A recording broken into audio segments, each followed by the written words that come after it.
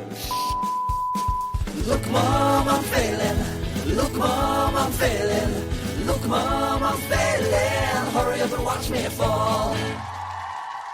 Okay, here we go. What's going on, everyone? Sam McNeil here with another episode. Episode 2 of Look, Mum, I'm Failing, powered by Song Division. The podcast where we explore the way failure, setbacks, challenges, and fuck-ups can actually help us in our careers and lives, and ways to endure and maybe even enjoy said failures. Now, every fortnight, I will be interviewing a business leader, an entrepreneur, a business owner, and or a full-time creative artist. That might be a comedian, a singer, a songwriter, a photographer, who knows? And then each alternate week, it'll be a solo episode.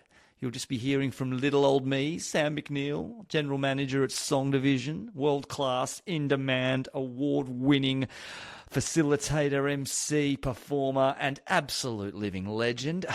That's in the script. I apologise, I have to say it. Take it up with my script writer.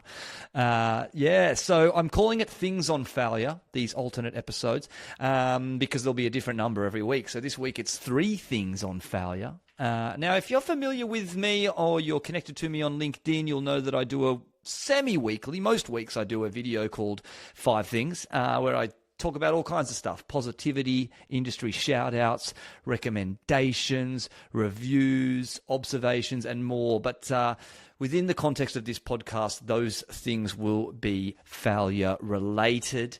I've got 3 crackers for you this week. I think they're crackers. I've got a great book recommendation. I've got an article recommendation, and I've got a story time with Sam, I'm calling it, where I'll be sharing a story of my own setback, failure, screw up. And I'm also hoping that you, the listener out there, would be willing to send me a story of your own. It can be anonymous, or if you're willing to share who you are, that's up to you. So I can share other people's stories of failure and stuff-ups and setbacks and how they've overcome them. So let's get into it. Okay, number 1, it is a book recommendation. It's called A Short History of the World in 50 Failures by Ben Gazzura. I hope I'm saying that right, Ben. Very quickly, spanning the globe and thousands of years, A Short History of the World in 50 Failures reveals an alternative perspective on history as we know it through 50 of the greatest failures, catastrophes, and missed opportunities. I've only just started it over the Christmas New Year break. I'm still in part 1. It's a 3-part book. You've got part 1, the ancient world; part 2, the Middle Ages; part 3, the modern world. It's a fairly easy read. It's about 100. Oh, let's have a look here. Just under 200 pages. I call this kind of stuff edutainment, which is definitely my favorite form of learning, whether it's through music or comedy. I just find those 2 mediums a really easy way to digest what can be complex information and history. So hence why I was so attracted to the book. I'm going to read the introduction because it's not long, and hopefully it gives you a little taste of what to expect should you choose to go and find this book. Success is everywhere. It is the loudmouthed passenger on public transport who just does not know when to shut up. You cannot escape it. If you open social media, you will be inundated with stories and images that chronicle every single success in people's lives. Side note, I may or may not be guilty of that. Books, television, and cinema abound with tales of people overcoming obstacles and finally reaching the top. We are a success society in which failure, be it big or small, is viewed with suspicion and fear, as if the taint of misfortune might be contagious. Well, it is time to sing the praises of failure. Side note again, I completely agree with you, Ben. There has been a tendency to view history as a never-ending series of brilliant successes. Grand tomes, which, by the way, I just had to look up, which means large books, grand tomes trace the path of science from simple beginnings to unraveling the fundamental mysteries of nature. In medicine, we have gone from invoking the gods as an explanation for disease to curing illnesses that were previously a death sentence. Everyone enjoys epic accounts of leaders who have accumulated victories to conquer expansive empires, but what these self-congratulatory histories miss is that failure has played just as great a role in shaping the human story. Throughout history, many individuals tagged as failures have played their part in shaping the world, and most fall into a few basic categories. There is the heroic failure, who tried something no one else had done before. Yes, they failed, but they inspired others to try. Then there are those who, by trying to achieve one thing, fail so badly they end up accomplishing something else completely unexpectedly. There are other failures where a policy was meant to change something, but had utterly unforeseen consequences. Sometimes a failure is just a missed opportunity, where the smallest mistake snatched failure from the jaws of glory. Everyone has experienced at least some failure in their lives. We try to cover it up as best as possible, to present ourselves only as we would like to be seen by the world. But in our hearts, we all know we are failures in some way or another. It is understandable that most histories tend not to dwell on failure, as humans are failure averse. The whole story of our species is incomplete, however, if we do not acknowledge the failures that have landed us where we are today. This book, if it is not an utter failure in its aim, will examine some of the most consequential failures that have dogged human endeavours. We will see nations rise from the ashes of a blunder, people who failed to recognise their chance to win, and even those few spectacular failures that created the perfect conditions to usher in new worlds of discovery. There may be depressing failures in this book, and a great deal of misfortune, but there should at least be a glimmer of hope. Once you see how terribly some people have messed things up, you will understand that things can always be worse. That is a short history of the world in 50 failures. That's the introduction, I should say, by Ben Gazzur. I'm in about a third of the way in, and I'm absolutely loving it. Highly recommend it. Check it out. Okay, moving right along. My next thing on failure for the week is an article, or I guess it's a blog entry, from the Mental Game Clinic. Shout out to the guys and gals at the Mental Game Clinic. Looks like they're based over in Canada. This blog, I'm going to call it an article. It's called The Role of Failure in Innovation, Learning from Mistakes to Propel Forward. What I like about this is it's not heavy reading. It's not a long article. But what I really love about it is it talks about the neuroscience of failure. Key points outlined are why failure is key to growth and innovation. Obviously, the science of failure, insights from neuroscience, which I will talk a little bit more about, lessons learned from failure, techniques for turning setbacks into success, and real-world examples of innovation fueled by failure.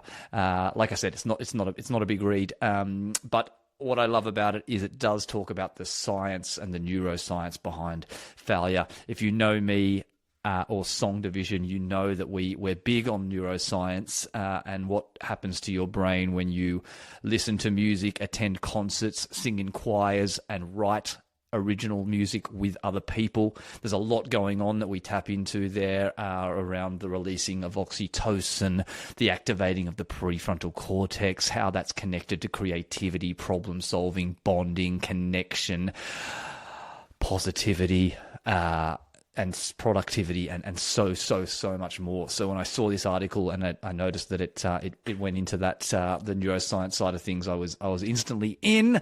So I'll just read that section out for you. Why failure is essential for growth. Failure activates brain pathways associated with problem solving and emotional resilience. When we experience setbacks, specific areas of the brain, such as the prefrontal cortex and the amygdala, process this experience and adapt, ultimately improving cognitive resilience. Researchers have found that failure sparks activity in the error-related negativity response, a part of the brain's neural system that identifies mistakes and triggers reflection. This reflection is critical to innovation because it helps us refine ideas and strategies rather than repeat mistakes. How cool is that? Quickly now, key insights from neuroscience. Neuroplasticity and learning. Failure promotes neuroplasticity, the brain's ability to reorganize itself by forming new neural connections. Each time we fail, our brain adapts, reinforcing neural pathways that make us better prepared for future challenges. This adaptability allows us to approach problems with a fresh perspective, which is essential for innovation. And finally, dopamine and motivation. Neuroscientists have also linked failure to the brain's dopamine system, which affects motivation. Surprisingly, small setbacks release dopamine, increasing motivation and persistence. This failure-driven motivation, in inverted commas, encourages us to try again, helping us build resilience and eventually achieve breakthroughs. Now, I didn't know that. I think that is incredibly cool that when we have small setbacks and challenges, we release dopamine, which I guess is what that human instinct to that competitiveness that we have in us to I didn't get what I wanted, so I'm going to try again, which is ultimately a healthy thing in this case. Anyway, like I said, great article. I only touched on one of 6 of the topics and points that it talks about. Highly recommend it. I'll put the link in the transcript, I guess. But if you were to go to thementalgame.me/blog, I'm sure you would find this article, which is called The Role of Failure in Innovation and Learning from Mistakes to Propel Forward. And no doubt a bunch of their other blog entries will be highly educational, informative, and helpful. So shout out again to the Mental Game Clinic. Okay, final thing for this week, and it is story time with Sam. I'm going to share a story of failure with you right now. Now, when I say failure, I don't necessarily mean trying to achieve something and failing or falling short. Failure in the context of this podcast can mean anything from a setback, a challenge, or even a fuck up. Which is a great segue because this one is a big old fuck up from me.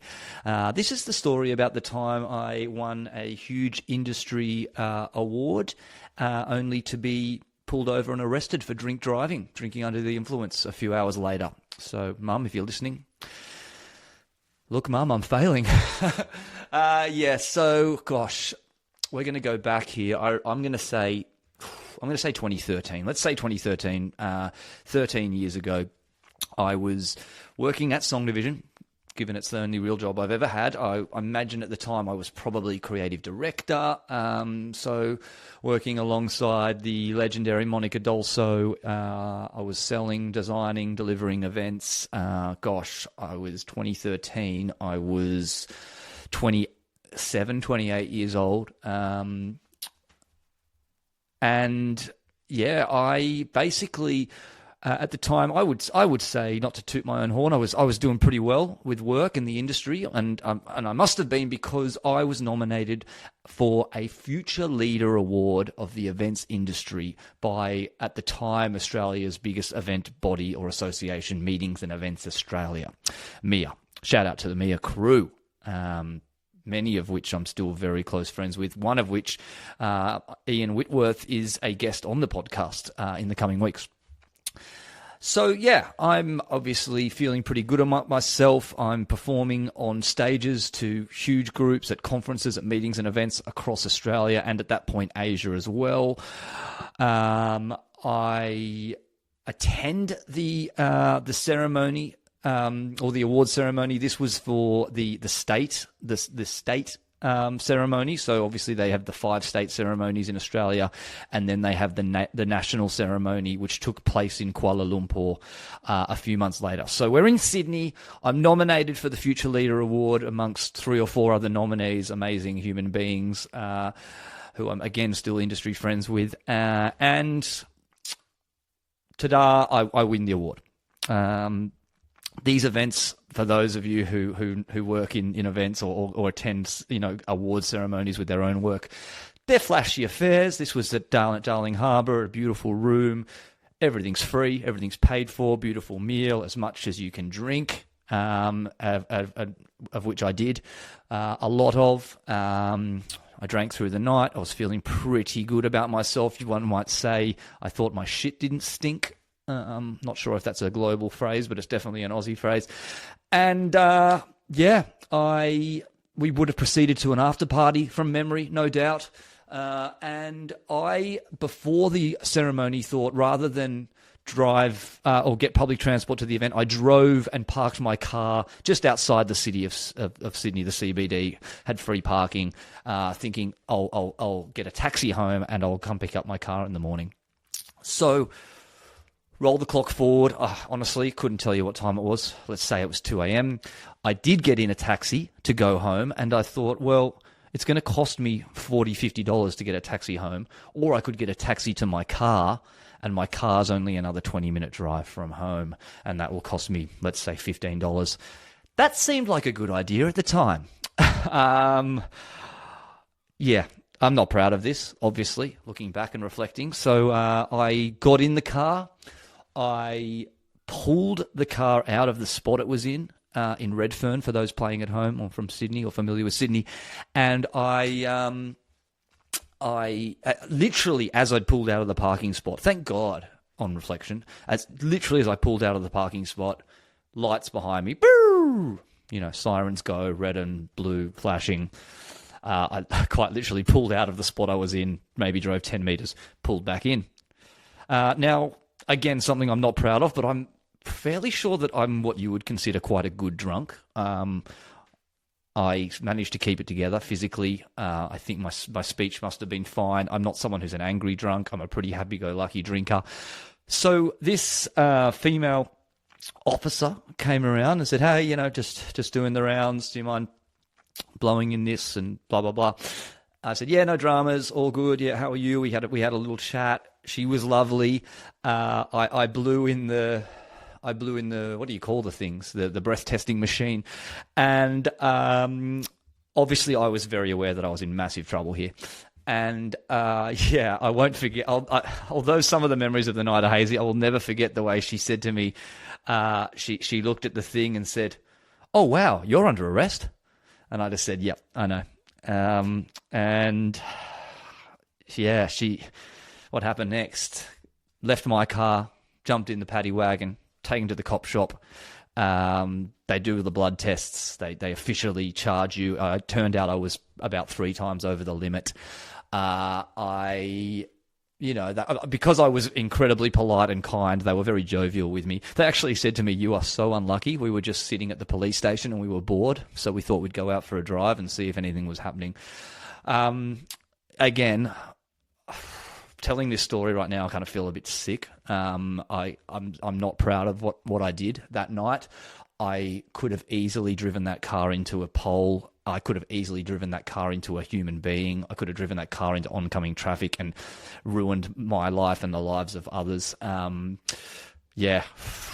cool. I lost my license. I had to go do a course. Obviously the hardest and most embarrassing part was telling not only my parents, but my bosses, Andy and Marsha, who were amazing, obviously, and always are, and just basically said, people make mistakes and it's all good. And they stood by me, obviously, and I'm still here. Talk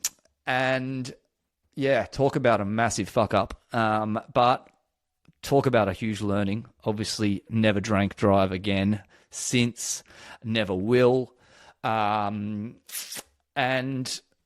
I guess the happy ending is I did learn my lesson, and I went on to Kuala Lumpur, where the national awards took place a couple of months later, and I took out the Future Leader Award for Australia. So I don't even know if there's a moral to that story, kids. Don't drink and drive. It's the dumbest thing you could do. And don't just think about your life. Think about the lives of others that you're endangering. Hey, that's it from me this week. 3 things. Some weeks there'll be 4 things. Some weeks there might be 5 things.